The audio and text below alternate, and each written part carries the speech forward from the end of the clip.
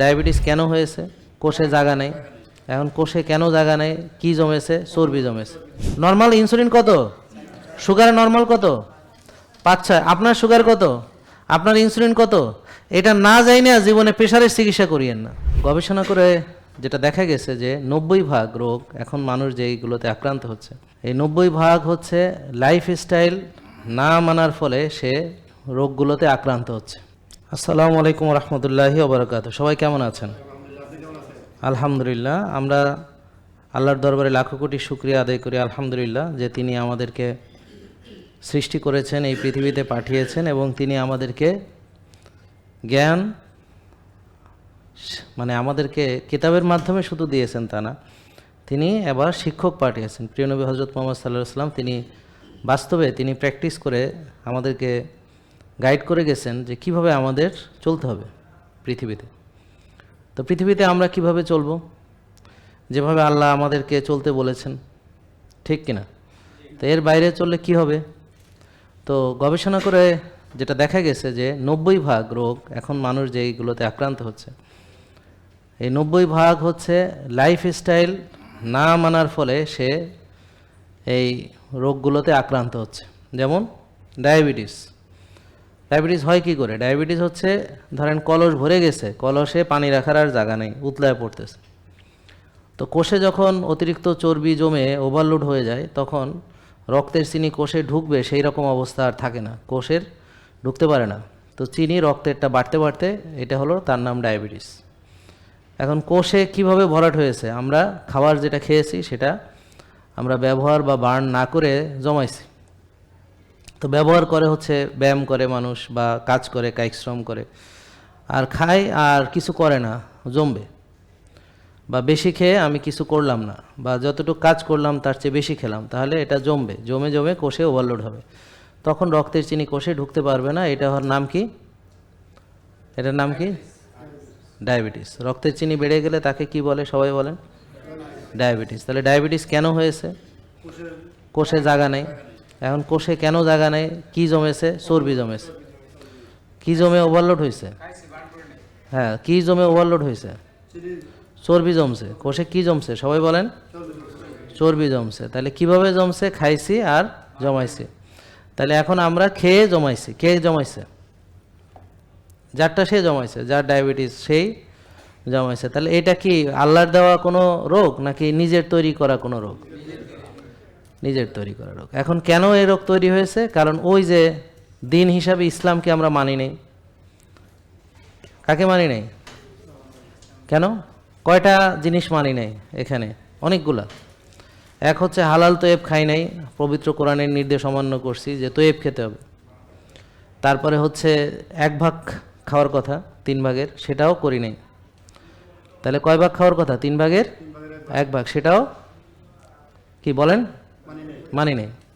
তারপরে ক্ষুধা লাগলে খাওয়ার কথা, কিন্তু আমরা ক্ষুধা পর্যন্ত বলেন অপেক্ষা করি নাই। তারপরে বারবার খেয়েছি কিন্তু সেটাকে ব্যবহার বা বার্ন করি নাই, এবং যেভাবে রোজা রাখার কথা সেভাবে রোজা রাখি নাই। আর রোজা রাখলেও আমরা তয়েব না খেয়ে রোজা রাখছি, অর্থাৎ রোজা ভাঙছি খবিশ খাবার দিয়ে। খবিশ খাবার কোনগুলো? যেগুলো খেয়ে আমরা আজকে কি হয়েছি? অসুস্থ হয়েছে। যেই খাবারগুলো কল্যাণ নয়, অসুস্থ, রোগ তৈরিকারী খাবার। তাহলে এই খবিশ খাবার কি কি আছে? এই সারাদিন আমরা যা খাই সবই খবিশ খাবার, যেমন ভাত, রুটি। বলে এটা কেমন কথা? হ্যাঁ, এটি। এখন কোন ভাত আমার দাদাই খাইতো আর কোন ভাত আমি খাই, সেখানে হলো পার্থক্য। তো ভাত খাওয়া যাবে, ভাত খেয়ে সেটাকে আপনি ব্যবহার করলে ভালো। যেমন আগে মানুষ 12-14 ঘন্টা কাজ করতো। কত ঘন্টা কাজ করতো? তারা খাইতো 1.5-2 গামলা। কতগুলা খাইতো?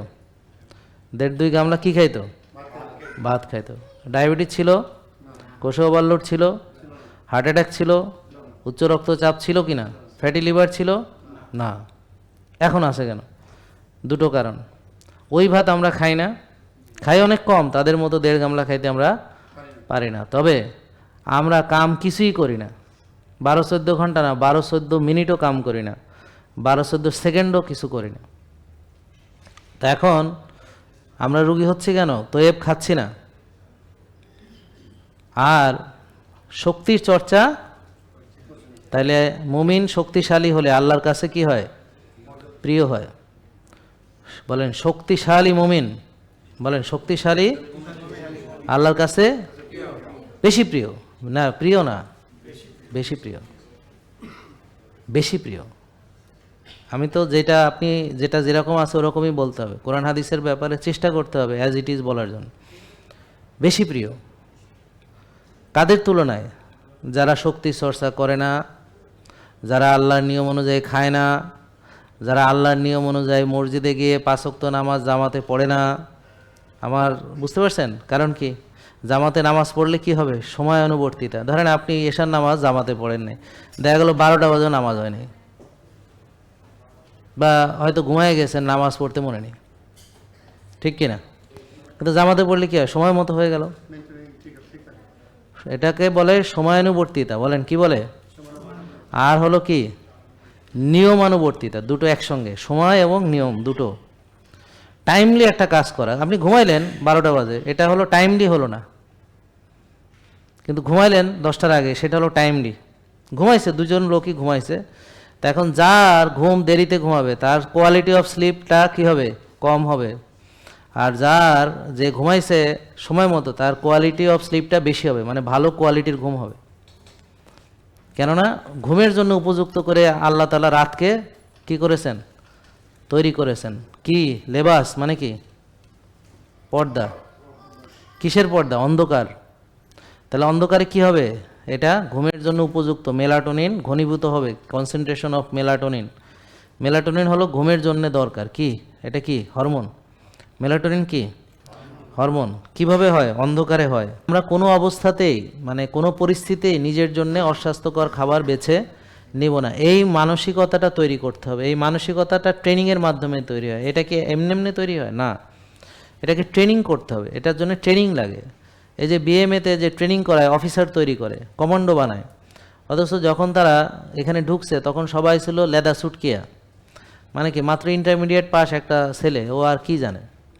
কিন্তু সে যখন ওখান থেকে ট্রেনিং করে বের হয়েছে, তাকে জঙ্গলে ছেড়ে দিলে কমান্ডো, সে একা একা সারভাইভ করতে পারে। হ্যাঁ, 5-10টা লোকরে তরকারে মাইরে চলে আসতে পারে ওখান থেকে। বুঝতে পারছেন? জীবন বাঁচানোর জন্য সে সবই করতে পারে। তাহলে এই 2 বছর তাকে কি করাইছে? আপনাকে কি কখনো ওয়েলবিংয়ের ট্রেনিং করাইছে কেউ? না। আপনি জানবেন কিভাবে? আপনি কোনোদিন মাইন্ড কন্ট্রোলের ট্রেনিং করছেন? আপনি কখনো মনে করেন যে এগুলো তো ট্রেনিং করেন নাই। ক্ষুধা নিয়ন্ত্রণ কি করে করতে হয় সেই ট্রেনিং জীবনে করছেন? সুস্থ থাকার ট্রেনিং কোনোদিন করছেন? তা আপনি যে সুস্থ থাকবেন এটা কিভাবে সম্ভব? তো এটা ট্রেনিং লাগবে না?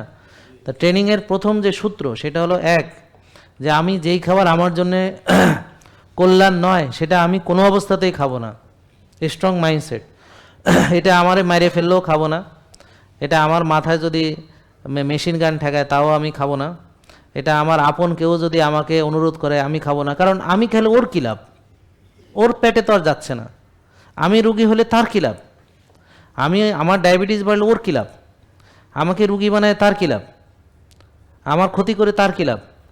আজকে যারা অসুস্থ তারা কেউ আছে হাঁটতে পারে না, কারো আছে ব্রেন ফগ, ব্রেন কাজ করে না, কেউ আছে মাজার ব্যথায় চিৎকার করে কান্দে, কারো আছে মাজার ব্যথা নিচে পায়ে চিরিক দিয়ে মনে হয় যে পায়ের মধ্যে কেউ কুড়াল দিয়ে কোপ মারছে, কারো আছে ক্যান্সারে ধুকতেছে আর কষ্টে চিৎকার করে কাঁদতেছে, কেউ আছে বিছানায় শুয়ে শুয়ে পচে গলে গলে মাংস খুলে খুলে পড়তেছে। এই পরিণতি অ্যাভয়েড করতে হলে কেউ আছে সারাদিন রাত খালি শুই ফোড়ে, খালি ইনসুলিন মারে, খালি ওষুধ খায়, গেলে খালি এই ডাক্তার দেখায় ওই ডাক্তার দেখায়, আজকে এই ডাক্তার কালকে এই ডাক্তার, তার এত বড় বড় ফাইল, শুধু ডাক্তার আর ডাক্তার, ওষুধ আর ওষুধ, যত দিন যাচ্ছে ওষুধ বাড়তেছে, ডাক্তার বাড়তেছে, সমস্যা বাড়তেছে। তাহলে এই যে তার যে সাফারিংস সেটা তো রিয়েল নাকি?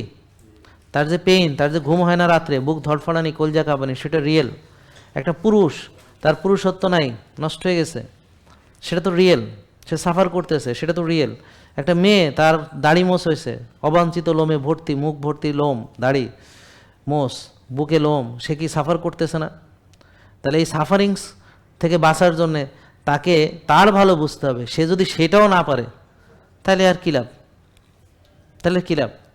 তাহলে দাওয়াতে গেলে আগে আমি বাসা থেকে আমার যে খাবার করলাম সেটা পেট ভরে খাইয়া ক্ষুধা নিবৃত কইরা তারপর দাওয়াতে যাব। ক্ষুধা লাগলে, ক্ষুধা থাকলে অনেক কিছু খাইতে মন চায়। তাহলে যে যেখানেই আসেন না কেন, যাদের মনে হবে যে এই সময় আমার ওই খাবারের কাছে যেতে হবে, তো আগে ভালো করে খাইয়া পেট ভইরা তারপর যাবেন, যেন খাইতে না পারেন। আর রোজা রাখবেন, রোজা রাখলে খাইতে মন চাইবে না। রাতের যে ঘুম, এটা ইবাদত। কি ইবাদত? ঘুম কি মুমিনের জন্য এটা কি? কেননা ঘুম সঠিকভাবে না ঘুমাইলে একসময় সূরাও মনে থাকবে না, ব্রেন কাজ করবে না। আর মেডিকেলে আমরা বলছি যে স্বাস্থ্য মানে ঘুম, মানে যত ব্রেন ফাংশন বলেন, আপনি ব্রেন ভালো রাখবেন, স্বাস্থ্য ভালো রাখবেন, মন ভালো রাখবেন, যাই বলেন না কেন, পৃথিবীতে ভালো থাকার যত নিয়ম কানুন আছে সবার আলোচনার ভিতরে সবাই একটা কথা বলবে যে তুমি যদি ঠিকভাবে না ঘুমাও, তোমার চেহারা ভালো থাকবে না, তোমার ব্রেন ভালো থাকবে না, তোমার ডায়াবেটিস ভালো থাকবে না, তোমার প্রেশার ভালো থাকবে না, তুমি ভালো থাকবে না, তোমার মানে কর্মস্পৃহা, কর্মোদ্যম এগুলো চলে যাবে, কাজ করার ক্ষমতা কমে যাবে, লার্নিং ক্যাপাসিটি কমে যাবে, পারফরমেন্স কমে যাবে, ড্রাইভিং স্কিলে তুমি ঝামেলায় পড়বা, মানে অনেক মানে কিছু যেগুলো আপনার না ঘুমানোর ফলে বঞ্চিত হবে। পেশার নিয়ে কথা বলো, পেশার সম্পর্কে আপনার কি কি নলেজ আছে সব একত্রিত করেন। তারপরে কি কি ভুলতে হবে, লবণ খাওয়া যাবে না প্রেশারের রোগী, এটা ভুলে যান। ডিম খাওয়া যাবে না, কুসুম খাওয়া যাবে না, ভুলে যান। ঘি খাওয়া যাবে না, ভুলে যান। গরুর মাংস খাওয়া যাবে না, ভুলে যান। এগুলো সব ডিলিট করেন ব্রেন থেকে, টানেন। তারপর ডিলিট করেন যে প্রেশারের রোগী গরু খাবে, খাসি খাবে, বলেন প্রেশারের রোগী ডিম খাবে, কুসুম খাবে, লবণ খাবে, সব খাবে। বুঝতে পারছেন? খাবে না হলো ভাত, রুটি, ফল, দুধ, চিনি জাতীয় জিনিস, processed food, ultra processed food, soybean তেল, নষ্ট খাবার, বার্গার, স্যান্ডউইচ, ফুচকা, বেলপুরি, ঝালমুড়ি, হ্যাঁ, তারপর হচ্ছে পেঁয়াজু, বেগুনি, ধ্রুব তেলে ভাজা, মিষ্টি যে কোনো কিছু, এগুলো খাবে না। ওই ব্যাপারটা বুঝছেন? এগুলো মাথায় ঢুকছে নি? আচ্ছা, আবার ঢুকাই দিতেছি। তাহলে ব্লাডের ভলিউম বাড়ে, কি বাড়ে বলেন, সবাই বলেন। না, ভলিউম বলার দরকার নেই, বলেন রক্তের পরিমাণ বেড়ে যায়। ধারণা করি, বলেন ধারণা করি 5 লিটার রক্ত থাকে, তো ধরেন যদি 6 লিটার হয় তাহলে 1 লিটার বেড়ে গেল। এই কেন বাড়লো? বলেন পানি আসলো, রক্তে কি আসলো? বলেন পানি বাড়লো কেন? বলেন রক্তে লবণ বেশি, পানিও বেশি। তাহলে লবণের সাথে ব্লাডের প্রেশারের সম্পর্ক কোথায়? লবণ বেশি, পানিও। হ্যাঁ, তাহলে সম্পর্ক আছে নাকি? আছে কি নাই? আছে। বলবেন আছে, আছে কি নাই? হ্যাঁ, কিসের সম্পর্ক আছে? লবণের সাথে পানি ধরে রাখার সম্পর্ক আছে। এখন লবণ কে ধরে রাখে এইটা আপনারা জানতেন না, বলেন এটা আমরা, বলেন লবণ ধরে রাখে ইনসুলিন।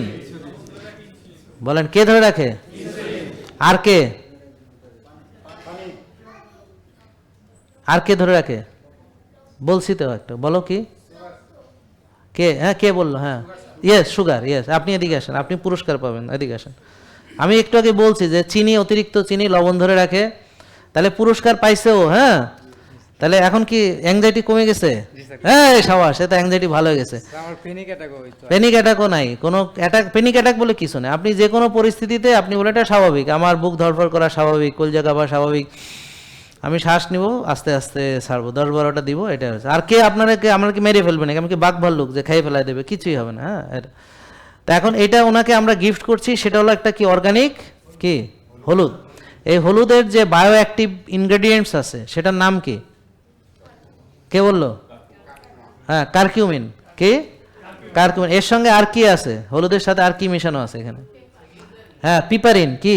পিপারিন। পিপারিন হচ্ছে কি? গোলমরিচের নির্যাস, যে গুঁড়া না, নির্যাস, গুঁড়া দিলে হইব না, এটা নির্যাস, নির্যাস দেওয়া আছে এখানে। কে দেওয়া আছে? গোলমরিচের নির্যাস আছে। হ্যাঁ, তাহলে পিপারিন এবং কারকিউমিন, তার মানে কি এখানে কত গুণ এটার বায়ো অ্যাভেলেবিলিটি বেড়ে যায়, মানে এটার কার্যক্ষমতা বাড়ে কত গুণ এইটা মিশানোর ফলে? কত গুণ বলেন সবাই? ওই যে এখানে লেখা আছে। হ্যাঁ, কত গুণ? না, ওই কার্যক্ষমতার কথা এখানে লেখা নেই। কত গুণ বলেন? বলতে পারবেন? কেউ পারবে না? তাহলে আরেকটা হলুদ পুরস্কার দিব। দেখেন, সময় দিলাম। অনলাইনে কেউ জানে? এই কেউ জানে না? এই যে জান্নাতুল নিপা, আপনি বলতে পারবেন? হ্যাঁ, 2000 গুণ। আপনি ধারে কাছেও নাই, 2000 গুণ। এই জন্যে শুধু হলুদ খেলে আপনি যেটার বায়োবিলিটি 2000 গুণ, এটার পোটেনশিয়ালিটি বাড়ায় হচ্ছে কে? পিপারিন। বুঝতে পারছেন? তো এই জন্যে এটা অ্যাড করা আছে। তাহলে এবার আপনারা ঘুম তাড়ানোর জন্য জোরে হাততালি দিতে হবে, ধরেন। হ্যাঁ, আচ্ছা, তাহলে উনি পুরস্কার পাইছে কি জন্য বলেন? কি পায়, কি কি বলছে উনি? ইয়েস চিনি। তাহলে কে কে লবণ ধরে রাখে বলেন? সুগার আর ইনসুলিন। সুগার এবং ইনসুলিন। যান, থ্যাংক ইউ, বসেন। তাহলে আপনার সুগার বেশি থাকলেও প্রেশার বাড়ার সুযোগ আছে, আর ইনসুলিন বেশি থাকলেও প্রেশার বাড়ার সুযোগ আছে। তাহলে আপনার সুগার কত আপনি জানেন? তাহলে আপনাকে সুগার জানতে হবে। ইনসুলিন কত জানেন? ইনসুলিনও জানতে হবে। তাহলে সুগার কত থাকলে ভালো? সবাই দেখি কমেন্ট করেন। এই যে এই রশিদা আক্তার 2000, আনিসা আক্তার 2000, ইসরাফিল 2000, নাফিজা খান 2000, সানজিদা আনিকা 2000, তারপর হচ্ছে যে মোহাম্মদ আব্দুল মালিক 2000। দেখছেন কতজন অ্যান্সার করছে? আলহামদুলিল্লাহ, অনেকে অ্যান্সার করছে। এরা রেগুলার ভিডিও দেখে, এরা এগুলো জানে। হ্যাঁ, তাহলে ইনসুলিন 4-5 কত? ইনসুলিন নর্মাল ইনসুলিন কত? সুগার নর্মাল কত? 5-6। আপনার সুগার কত? আপনার ইনসুলিন কত? এটা না যাই না জীবনে প্রেশারের চিকিৎসা করিয়েন না। এটা না যাই না জীবনে প্রেশারের চিকিৎসা করিয়েন না। যাদের হোমায়ার 1, যাদের ইনসুলিন 4-5, সুগার 5-6, তাদের যতই লবণ খাক কোনো অসুবিধা নাই। তবে বেশি লবণ খাওয়া কোনো অবস্থাতেই কি ঠিক না, কারণ বেশি লবণ খাওয়ার দরকার নেই, কিন্তু যেটুক দরকার সেটুক খাবেন। আপনার বেশি লবণ খাওয়া যায়ও না, বেশি লবণ খাওয়া যায়ও না। আর ইসলামের সব কিছুর ভিতরে পরিমিতি বোধ। আমি যদি কোনো প্রেশারের রোগীর ইনসুলিন কমাতে পারি, সুগার কমাতে পারি, তাহলে প্রেশার কমে যায়। তাহলে প্রেশারের রোগী খাবে না হলো চিনির শরবত, প্রেশারের রোগী খাবে না ভাত, রুটি, ফল, দুধ, এগুলো খাবে না। যেগুলো কেন খাবে না? কারণ এগুলো খেলে ইনসুলিন বাড়বে, সুগার বাড়বে। তাহলে ভাত খেলে কি বাড়ে? সুগার বাড়ে। ভাত খেলে কি বাড়ে? ইনসুলিন বাড়ে। তাহলে আপনার ইনসুলিন বেশি, আপনি কি আরও ভাত খাবেন? তাহলে প্রেশারের রোগীরা ভাত খেতে নিষেধ করে না। কি খেতে নিষেধ করে? ডিমের কুসুম। ডিমের কুসুম খাইলে ইনসুলিন বাড়বে না। সুগার বাড়বে না। লবণ খাইলে কি বাড়বে না। তারপরে গরুর মাংস খাইলে কি সুগার বাড়বে না। ইনসুলিন বাড়বে না। খাসির মাংস খাইলে না। যদি শুধু ওই যে ওই হাড়ের মজা খান, তাহলে কি আপনার ইয়া বাড়বে, ওই যে ইনসুলিন বাড়বে না। সুগার বাড়বে না। তাহলে এগুলো সব আপনাদের শিখাইছে, এগুলো মিথ্যা কথা, এগুলো ভুলে যাইতে হবে। আচ্ছা, মিথ্যা কেন? কারণ হলো ওই যে উনি ডাক্তার, ওনারাও ছাড়ে নাই। উনি নিজে ডাক্তার, ওনারাও ছাড়ে নাই। ওনারা তো কিডনি রেনিন মেনিন পর্যন্ত চলে গেছে, বেচারা তো বুঝছেন, ডাক্তার হয়েও 25,000 টাকার চিন্তায় টেস্ট করাইতে পারে নাই। বুঝতে পারছেন? তাহলে এখন বিনা ওষুধে ভালো আছে। তাহলে এখন কিডনি কেমনে ভালো হইলো? তাহলে বলেন, প্রেশার বাড়ে রক্ত বাড়লে, অথবা রক্ত থাকার জায়গা যদি কি হয়, কমে যায়। তাহলে রক্ত থাকার জায়গা কমে যায় হলো সংকুচিত হয়ে গেলে, রক্তনালীগুলা সংকুচিত হয়ে গেলে। টেনশনে রক্তনালী কি হয়? সংকুচিত হয়। তাহলে টেনশনে প্রেশার বেড়ে যায়। ওই যে প্যানিক খেলে প্রেশার বেড়ে যায়, পিনিক খেলে প্রেশার বেড়ে যায়, টেনশনে বেড়ে যায়, ঘুম না হলে বেড়ে যায়, টেনশনে বেড়ে যায়। বুঝতে পারছেন? তাহলে টেনশন বাড়ায় করতে হবে প্রেশার থেকে ভালো হইতে হলে, নাকি শ্বাসের ব্যায়াম করতে হবে? হ্যাঁ। ঘুমাইতে হবে কয় ঘন্টা? 8 ঘন্টা। শ্বাসের ব্যায়াম কয়টা করতে হবে? 8টা। মনে থাকবে ইনশাল্লাহ? তাহলে 8টা শ্বাসের ব্যায়াম করতে হবে। ঘাসে হাঁটতে হবে না খালি পায়ে? ঘাসে হাঁটতে হবে। রোদে যেতে হবে না? ভালো ঘুমাতে হবে। এবং খাওয়া যাবে না কোনগুলা? যেগুলো টেনশন তৈরিকারী খাবার। সবচেয়ে বেশি টেনশন কে তৈরি করে জানেন? Processed, ultra processed food. সবচেয়ে বেশি টেনশন কে তৈরি করে? Processed, ultra. যেমন তেলের ভিতরে সয়াবিন সবচেয়ে টেনশন তৈরি করে। তো যারা অনেকে বলে কি আমার তো অনেক টেনশন, ভাই বিশ্বাস করেন, যারা সাদা ভাত খায়, সাদা রুটি খায়, সয়াবিন তেল খায়, চাষের সবজি খায়, চাষের মাছ খায়, তারপরে মাঝে মাঝে বুফে খায়, তারপরে যে কমিউনিটি সেন্টারে গিয়ে খায়, হ্যাঁ, বা যারা পিজা, বার্গার, স্যান্ডউইচ বা বিভিন্ন ফলের রস, কোল্ড ড্রিঙ্কস ইত্যাদি যেগুলো খায়, বিশ্বাস করেন সবার টেনশন থাকবে। কারণ এগুলো টেনশন তৈরিকারী খাবার। প্রদাহ দেয়, টেনশন তৈরি করে, প্রদাহ তৈরি করে, অ্যাংজাইটি তৈরি করে। ব্রেনকে আপনি চিনি খেলে ব্রেনের মধ্যে এমনি এমনি নেগেটিভ চিন্তা বাড়ে। নেগেটিভ চিন্তা বাড়ার আরেকটা কারণ হলো পেটে বাজে ব্যাকটেরিয়া। নেগেটিভ চিন্তার বাড়ার আরেকটা কারণ কি বলেন? পেটে বাজে ব্যাকটেরিয়া। তো পেটে বাজে ব্যাকটেরিয়া কিভাবে তৈরি হয়? নষ্ট খাইলে তৈরি হয়, আর গ্যাসের ওষুধ খাইলে আরও তৈরি হয়। নষ্ট খাইলে আর গ্যাসের ওষুধ খাইলে। পেটে বাজে ব্যাকটেরিয়া তৈরির জন্য আরেকটা কারণ হলো ব্যায়াম না করা। তারপরে আরেকটা কারণ হলো না ঘুমানো। টেনশন করাও আরেকটা কারণ। বারবার খাওয়া, বারবার খাওয়া, সবই গুরুত্বপূর্ণ, আমার সব কথা গুরুত্বপূর্ণ। যে বোঝে সে বোঝে, আর যে বোঝে না সে বোঝে না। আমি প্রতিটা অক্ষর গুরুত্বপূর্ণ, আমি যা বলি। এখন কেউ হয়তো এটা বোঝে, কেউ হয়তো বোঝে না। প্রেশারের জন্যে সবচেয়ে গুরুত্বপূর্ণ হইল আমার ভালো ঘুমাইতে হবে, মানসিক প্রশান্তির চর্চা করতে হবে। এখন যদি রক্তনালীর ভেতরে অনেক কিছু জমে জমে রক্তনালীটা যদি সরু হয়ে যায়, অ্যাথেরোস্ক্লেরোসিস হয়, তাহলে রক্ত থাকার জায়গা আরও কমে যাবে না? রক্তনালী শুরু হয়ে গেছে, 90% ব্লক, 80% ব্লক, নাকি আছে না এরকম? বা 50% ব্লক আছে কি না? এখন আপনার যদি 50% ব্লক থাকে আপনি বুঝবেন নেই। এমনকি 100% ব্লকও বোঝা যায় না। প্রমাণ কি? ধরেন একটা লোক হঠাৎ করে হার্ট অ্যাটাক করছে, সে জানতো সে কোনো ভালো মানুষ, কোনো রোগ নাই। এখন হঠাৎ করে তার হার্ট অ্যাটাক করছে, তারপরে দেখা গেল তার একটাতে 100% ব্লক, একটাতে 90, একটাতে 95। ও জানতো না যে ওর আসল যে মেইন যে ট্রিপল ভ্যাসেল ডিজিজ বলে, ট্রিপল ভ্যাসেল ডিজিজ, যে বড় বড় যে ভালো ভালো যে আর্টারিগুলো, যেগুলো ব্রেনকে, করোনারি আর্টারি যেগুলো ব্রেনকে রক্তে সাপ্লাই দেয়, সেখানে মেজর বড় বড় 3টা আর্টারিতেই ব্লক হয়েছে। কিন্তু সে জানতো, বলেন কি জানতো না নাকি জানতো? জানতো না। তো সে কি করছে? সে তো তার মতো, আমি ভালো আছি, আমি তো দাওয়াত খাই, আমি কমিউনিটি সেন্টারে খাই, আমি বুফে খাই, আমি ইফতার পার্টি করি, আমি সেহরি পার্টি করি, হ্যাঁ, এইসব ব্যায়াম ট্যাম কে করে? সে তার মতো একটা আছে, আনন্দ ফুর্তিতে আছে, মজার মধ্যে আছে। হঠাৎ করে বুক ব্যথা হয়েছে আর সিটপটাং হয়ে গেছে, তারা নিয়ে হাসপাতালে স্যাংদোলা করে নিয়ে গেছে, ম্যাম ও অ্যাম্বুলেন্সে করে নিয়ে গেছে। তারপর দেখে যে সে আবিষ্কার করছে নিজেকে, এই মধ্যে এই লাগানো সেই লাগানো, মনিটরের মধ্যে চলতে আছে, হার্টের মধ্যে ট্যাং ট্যাং করতে আছে। হ্যাঁ, তো তাকে সুসংবাদ দেওয়া হলো যে ভাই আপনার 3টা বড় বড় ব্লক পাওয়া গেছে। এবার তার মাথায় কি হয়েছে? কি পড়ছে? আকাশ ভাঙ্গা পড়ছে। আর পায়ের তলায় কি নাই? এখন আর কইব না যে মাছ খুঁজে পাই না। এখন হেরে যদি কই এ মাছ খাইতে ভাই, সমুদ্রে ঝাঁপ দিয়ে দরকার হয় মাছের লেজ কামড়া এনে খাইব। এখন তো তার জীবন নিয়ে সিনিমিনি চলতেছে, এখন সে সবই পারবে। স্যার আমাকে যা বলবেন সব করতে রাজি, খালি আমি হার্টের ওই অপারেশন থেকে বাঁচতেছে। এবার আসছে, এবার আমার পিছনে পিছনে ঘুরতেছে, আমি যা বলবেন তাইতেই রাজি। বুঝতে পারি? এই জন্যে মানুষে মুগুর না দিলে কাম হয় না। তো আল্লাহ এই জন্য মাঝে মাঝে মুগুর দিয়ে একটা বাড়ি দেয়, যে আরে তো নোটিফিকেশনে কাজ হইতেছে না, তার প্রেশার বাড়ায় দিলাম, হ্যাঁ দেখি খাওয়া আরও বাড়ায় দিছে, হ্যাঁ ডায়াবেটিস বাড়ায় দিলাম, এরপরও দেখি সে নিজে ঠিক হইল না। এবার দিছে মুগুর দিয়ে একটা বাড়ি, এক করে হার্ট অ্যাটাক, নাইলে প্যারালাইসিস। বুঝছেন? দেখি এবার যদি ঠিক হয়। বুঝলেন না কথা? তা এগুলো হলো নোটিফিকেশন। তাহলে প্রেশারের মূল যে 3টা কারণ, বুঝছেন? তাহলে রক্তনালী ক্লিন রাখতে হবে না? তাহলে ধরেন আমি যে দৌড়াচ্ছি, তাহলে রক্ত কি হচ্ছে? প্রবাহিত হচ্ছে।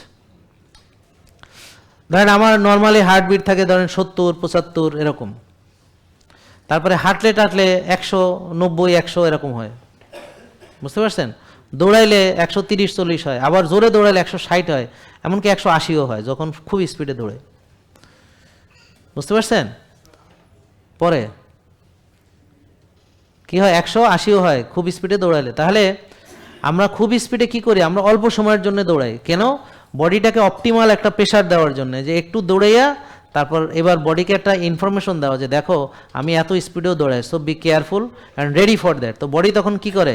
বডি তখন সে তার হার্টকে ওইভাবে প্রস্তুত করে, তার জয়েন্টগুলোকে ওইভাবে মজবুত করে, আমি মাসেলগুলোকে ওইভাবে মজবুত করে, যেন কি আমি এই স্পিডে দৌড়াইলেও আমি যেন কি হয়? মরে না যাই।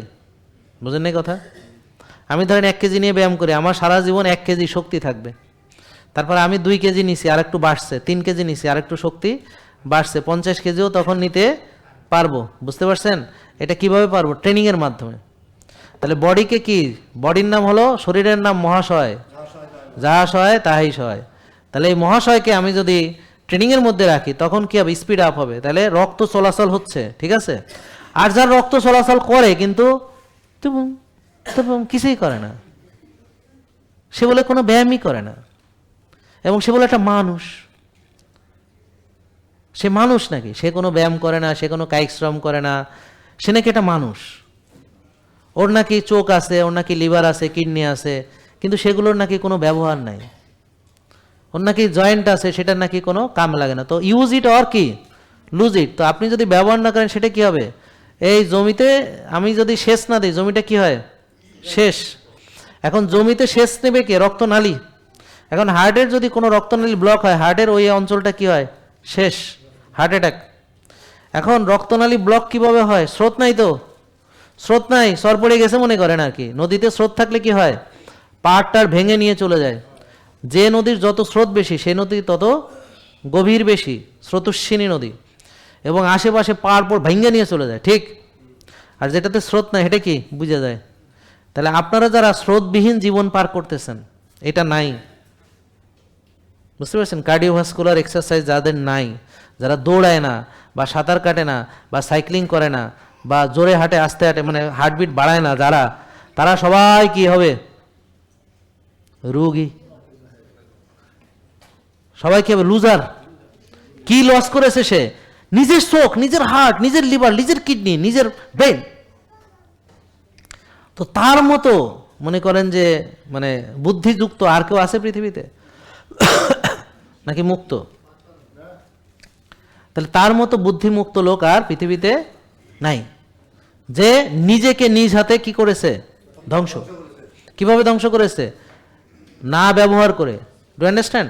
তাহলে একটা হচ্ছে আমার রক্তনালীতে ব্লক হওয়ার একটা প্রধান কারণ হচ্ছে সে কোনো কার্ডিওভাস্কুলার এক্সারসাইজই করে না। সারাদিন বৈশা বৈশা মোবাইল টিপসে, সারাদিন ল্যাপটপ টিপসে, সারাদিন চেয়ারে বৈশা চেয়ারের কাজ করছে, আসছে যাইছে, খাইছে, ব্যাস, গাড়িতে চড়ছে, লিফটে উঠছে, বুঝতে পারছেন, রিক্সা ব্যবহার করছে, কোনো দিন দৌড়ায় নাই। একসময় খেলাধুলা করছে কিন্তু সেগুলো সাইডে দিছে। যখন খেলাধুলা করছে তখন সে কী ছিল, সুস্থ ছিল। দেখেন আপনারা মিলাইতে পারেন কিনা, কিভাবে প্রেশার হয়, বুঝতে পারছেন? এগুলো খুব গুরুত্বপূর্ণ আলোচনা, সবার উচিত শেয়ার করা। জেকে লাইফস্টাইল, ওষুধ মুক্ত সুস্থ জীবন।